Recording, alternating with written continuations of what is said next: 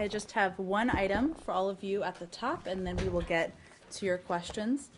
The United States condemns in the strongest terms possible the recent terrorist bombings in Lebanon, including the February 1st attack in Hermel and today's attack in Shweifat.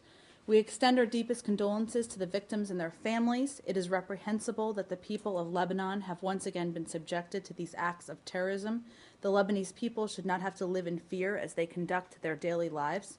All parties in Lebanon must exercise restraint and refrain from contributing to the cycle of violence.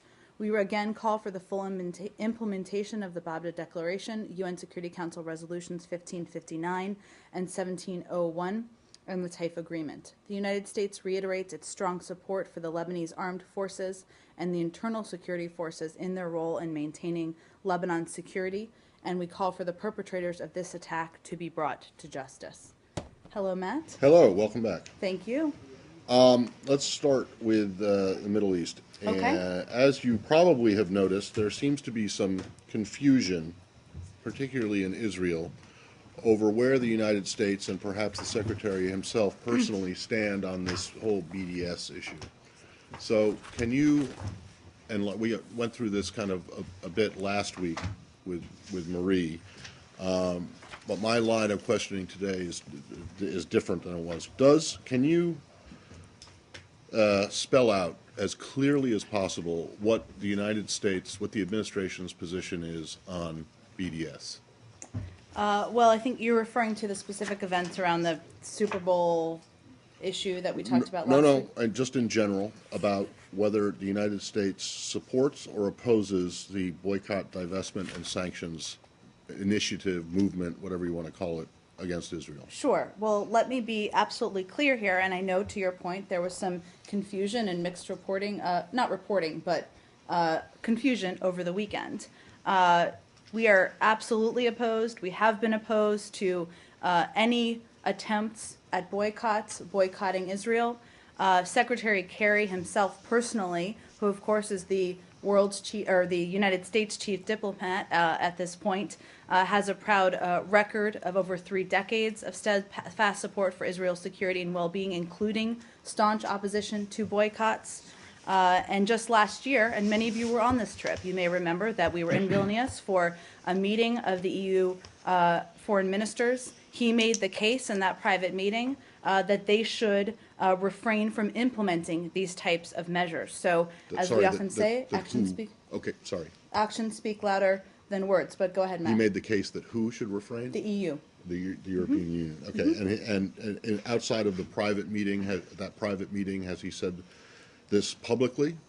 His opposition to boycotts? Correct. Absolutely. That has consistently been his position for 3 decades in public service. Right. There should be no doubt or question about it. Okay, notwithstanding the fact, or I think some would argue with fact, so notwithstanding your stated position against BDS and the Secretary's stated opposition, does the administration or the Secretary believe that while objectionable and while not a good idea, that the BDS is potentially a useful or helpful thing to get Israel to make concessions as part of the negotiations? No, that is not our view. That's not our strategy. That's not what we're pushing for in any capacity. So there should be no confusion about that. To the best of your knowledge, when the Secretary was a senator, did he ever disagree with previous administrations' decisions to veto UN Security Council resolutions that the U.S. regarded as one-sided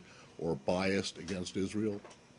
I'd have to look at his lengthy 30-year record in the Senate, Matt, but his own view on whether it's for or against what was proposed by various administrations has consistently been opposed to any form of boycott. And do you know if, while he was a senator and especially as chairman of the Senate Foreign Relations Committee, if he ever supported a reduction in the substantial U.S. assistance that is provided to Israel every year?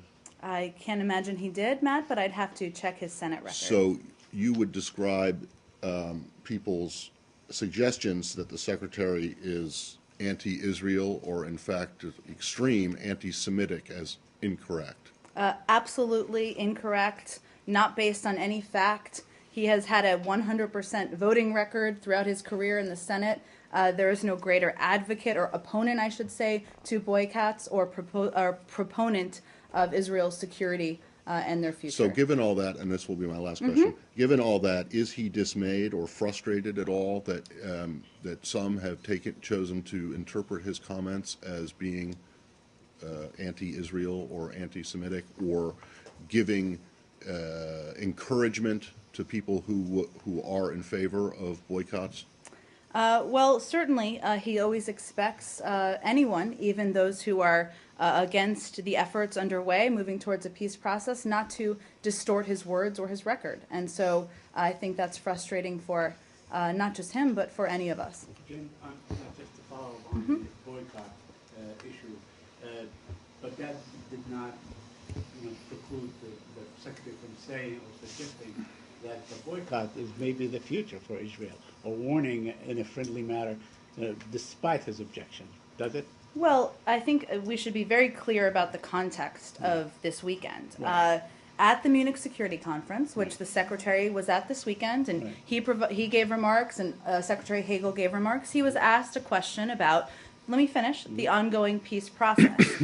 He spoke forcefully, and anyone can look at the context of his comments, in defense of Israel's interests, as he consistently has for his 30 years in public life. He also described some well-known and previously stated facts about what is at stake for both sides if this process fails, including the consequences for the Palestinians. His only reference to a boycott in his remarks was a description of actions undertaken by others that he has been a vocal opponent of. He has taken actions to oppose, so there should be no confusion or question about his record or his view on this issue. Okay, understood. But seeing if this process fails and the world becomes more and more frustrated with the continuation of an endless occupation and the expansion of settlements and so on, that actually you may feel that this would be in the offing in the future.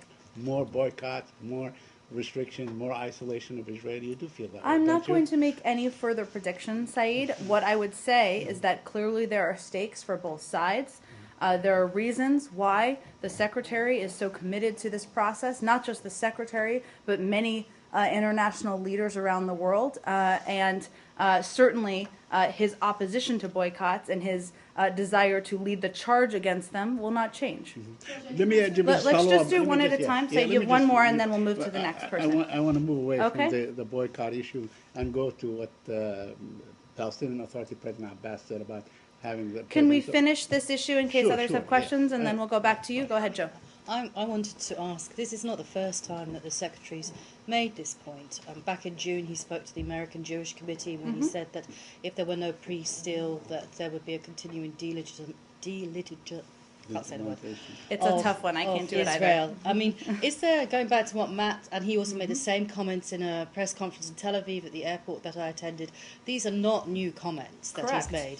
So is, going back to what Matt's question was, is there not a frustration on the part of the administration, and particularly within the State Department and Secretary Kerry, that suddenly these comments have been seized upon and have become a big issue now in Israel in the middle of this peace process, which you guys are trying to... Sure. Well, Joe, I would say contextually we're at a different point in the process than we were in June. And there's no question that there is more pressure on the parties that manifests itself in many different ways.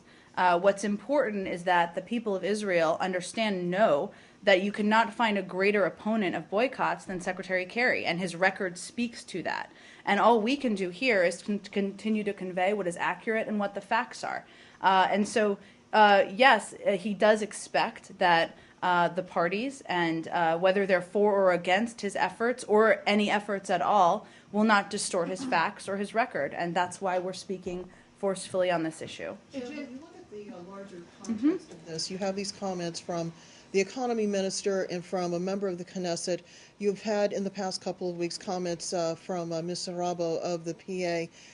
Is there a concern within the State Department that neither side is doing the groundwork to prepare their people for what could come out of a peace deal, given how inflammatory these comments have been from both sides? That's not how we view it, Roz. I would say we're not surprised because this is now, we're at a point in the process where we are discussing a framework for negotiations moving forward.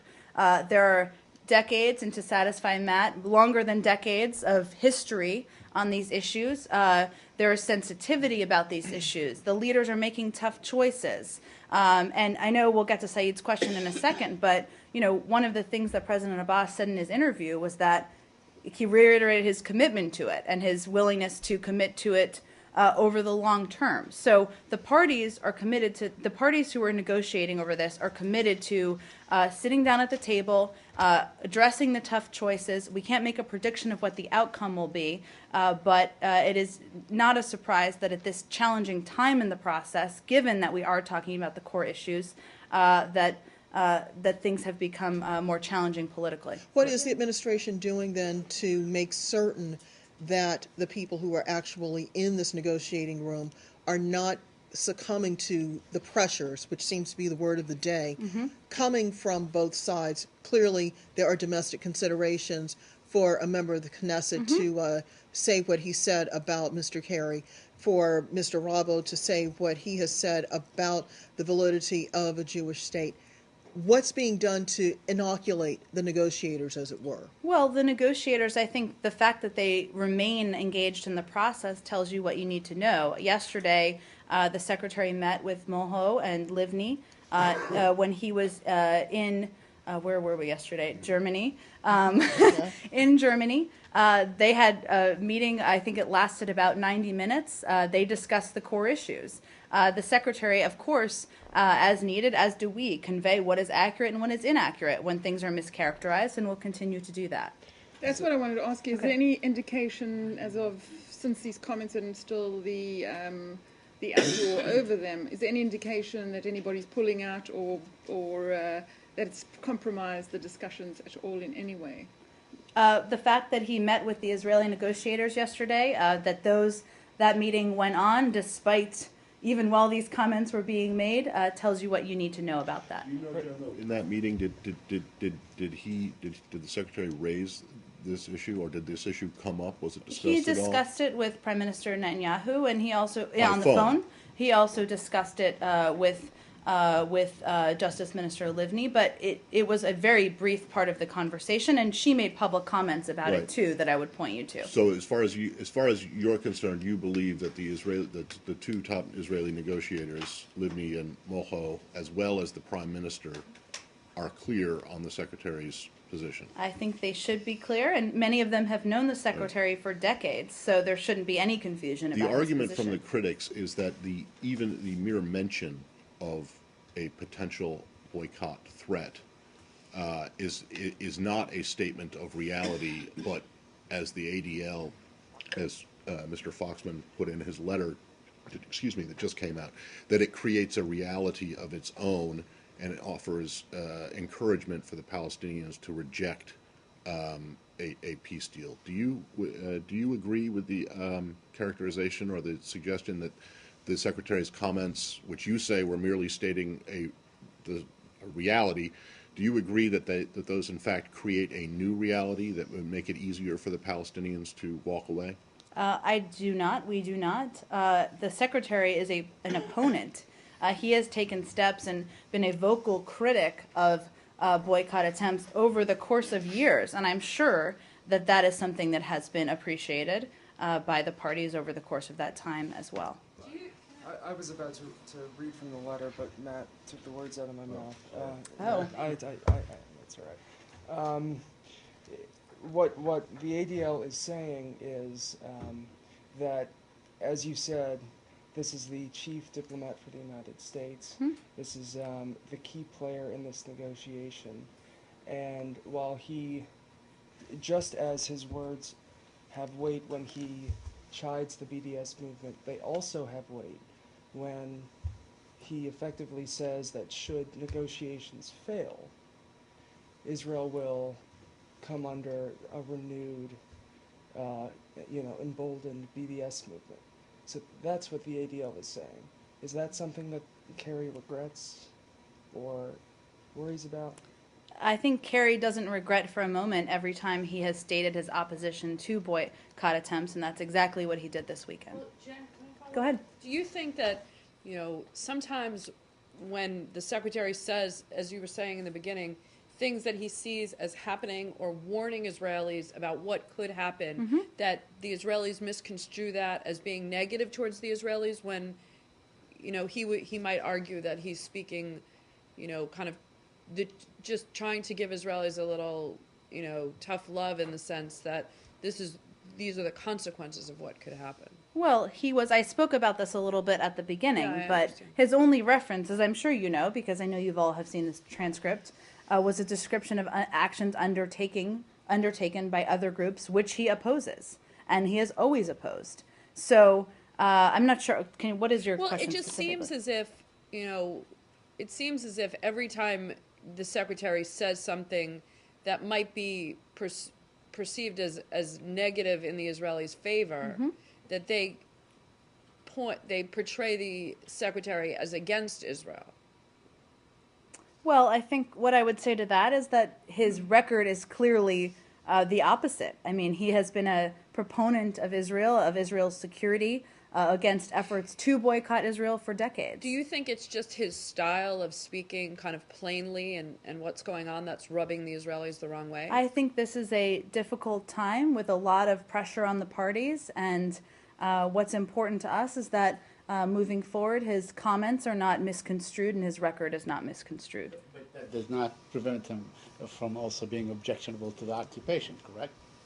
Well, I mean, this is the American position historically, that the occupation should end and that the Palestinians should have their own state. you're familiar with our position. Right. That hasn't changed over the course of the weekend. Yeah, I mean, he objects to boycott, but he also objects to the continuation of the occupation. He believes correct? the Palestinians should have a state. Yes, that hasn't changed. Can we change the subject? No, Abbas. Okay. Just one more on this. So he vehemently opposes the BDS movement, as you've said multiple times.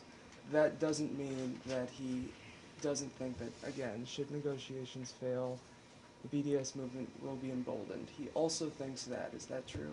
'Cause Well, that's what he I think stated what over he the was weekend. stating, Michael, is the statement of fact and a statement that has been made by many, many, many others about the consequences. So he wasn't trying to make a prediction. Obviously, his goal is to have an agreement between the Israelis and the Palestinians and to have move forward in this process, and that's what his focus is on. Comment on Mr. Abbas's interview regarding NATO presence and so on. Sure. What specifically about it? Specifically, I mean, he said that we can have NATO forces present, for a number of years and so on. He's trying to sort of mitigate Israel's fears on security, and he's also acknowledging that a Palestinian state would be, a disarmed state and so on. So I wanted your comment. Well, on Saeed, as you know, there are many ideas being put forward by both the Israelis and the Palestinians at this stage. The discussions are ongoing about a framework for negotiations. I'm not going to predict what would or wouldn't be included in that because that's not a known entity yet. So we'll let that move forward on the ground. Can you again? I mean, I asked you this last week on the framework agreement. Are we likely to hear this framework agreement? Do you want to know what our rollout plan is? Okay. I mean, are we likely to hear something anytime soon? 2 weeks? I'm 3 not weeks? going to make a 4 weeks? prediction of the timing. Obviously, this is something we're working hard on, but again, I don't think we expect this to be soon. When is the next meeting? The When next- when did Martin Indyk or the secretary, when are they back to the region, or when is the next discussion? Ambassador Indyk is back in the region now. So the secretary spoke with, as you know, he met with the negotiators just Yeah. yesterday. So I don't have a prediction of the next meeting or discussion, but it's fair to say they're very closely engaged with both parties. Can I just they ask did on- have. I'm sorry. Why don't you let Joe go and then we'll go to you next. I was just following up actually on Sure. Saeed's question about the timing of the framework agreement. I mean, this jostling and tensions that are surfacing would suggest that there's an agreement ready, and there have been some reports that it could come around the time of the next prisoner release, which is the end of February. Could you address that? End of March. End of March. I don't have any prediction for you on the timing, Joe, because there isn't a framework for negotiations that is in a final form. So obviously you're working through the tough issues with both parties. We're continuing to work to bridge the gap with both parties. But any reports that this is done and tied in a bow are not accurate. So the next prisoner release is the end of March, not the end of February. Correct. Okay, thank you. No, I got one more. Okay. And I don't want to have this, I don't want to get drawn out on this like we did last week. Okay. But now that we've established yours and the Secretary's position on the boycotts, Mm-hmm. I think it is now, that raises the question of whether that position follows logically from your position that the settlement activity is illegitimate. And Marie kind of addressed this last week. Is it still, I'm just wondering if anyone has drawn a finer bead on it in terms of language. Her comment on Friday was that B doesn't necessarily follow A. Is that? I don't have anything That's- new, and we discussed it on Thursday too, so I don't have Okay. anything new to tell So you. what do you think of suggestions by people, or the argument by some people, that merely calling Israeli settlement activity illegitimate, in fact, contributes to delegitimization of Israel? I would disagree with that. I think it's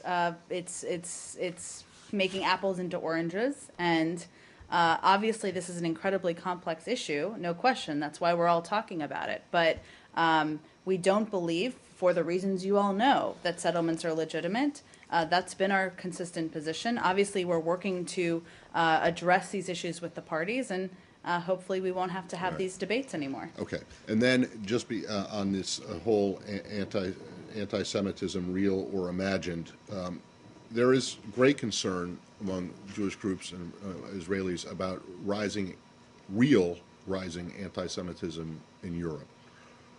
Do you believe that the BDS movement contributes to that at all? I don't have any analysis of that for you, Matt. I, of course, am aware of what you're referring to, but Do you have any general comment on the rise, what people are seeing as a rise in actual anti-Semitism in Europe? well, obviously, we'd be concerned about the rise of anti-Semitism anywhere, but beyond that, I don't have any other comment or analysis. Just quick clarification on the meeting Okay. yesterday. You said that Secretary Kerry met with Livni and Mulkho for 90 minutes. Did he meet with the Palestinians? No, he did not. As you know, he met with them just Yes. last week. Right.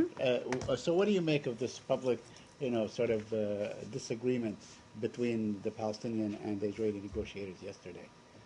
I think it's a time where we're working through core issues that are difficult with a lot of history, and that's what that speaks to. So are we likely to see any kind of direct face-to-face Palestinian-Israeli negotiations, or are you continue to sort of, go between? I'm not going to read out for you every component of our negotiations, Saeed. I know you're interested in that particular question. It's a different subject. No, wait, I got one more on Israel, but it has nothing to do with this. Okay. Have you seen, or do you know anything about reports that the Israelis have offered the Turks $20 million in compensation for the flotilla incident? I've seen those reports. I don't have any independent confirmation of Okay. that, though. Well, would you be encouraged if this was true? If in fact the rapprochement that the president and the secretary tried very hard at the beginning of last year to get underway was going? Is that is this a good sign? Sir, we'd be encouraged by any steps forward, and this is an issue that the secretary raises with both parties on a regular basis.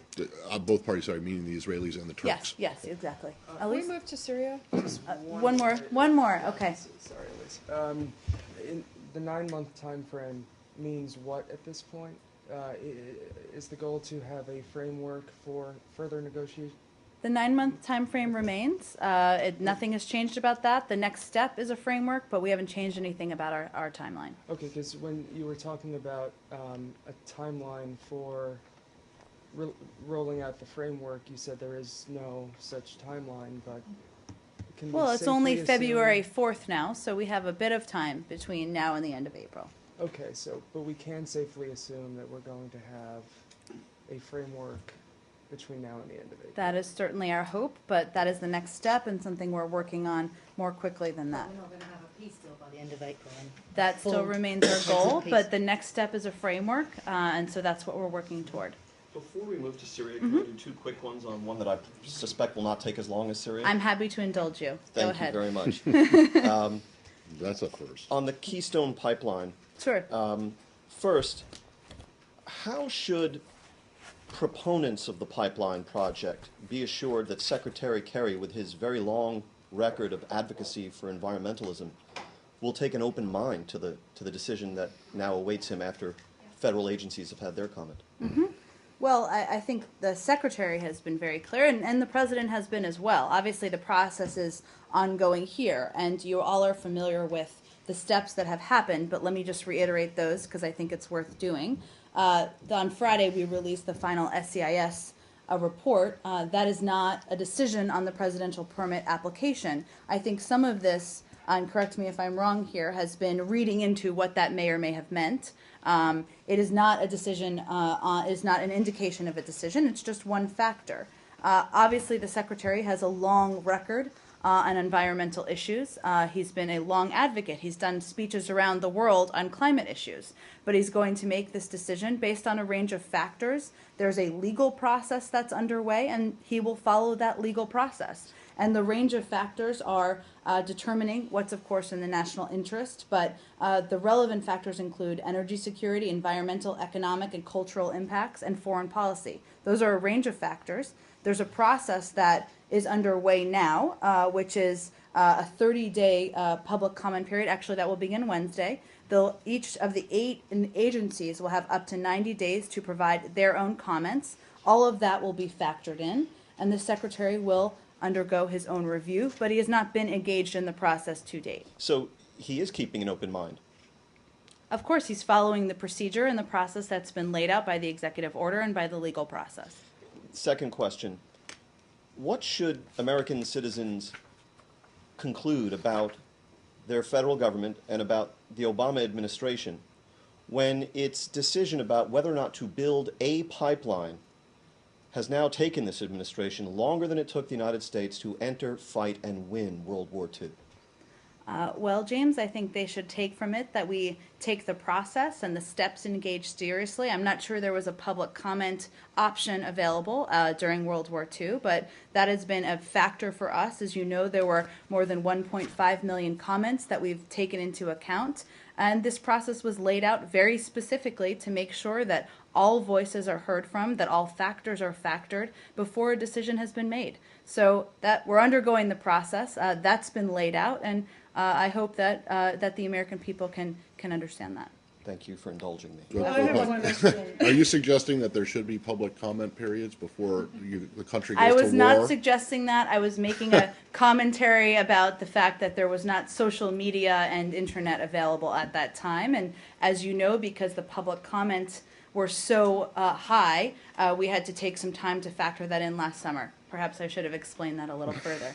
I was making a light joke, but clearly it didn't go over well. Do we have any more on Keystone? Yeah.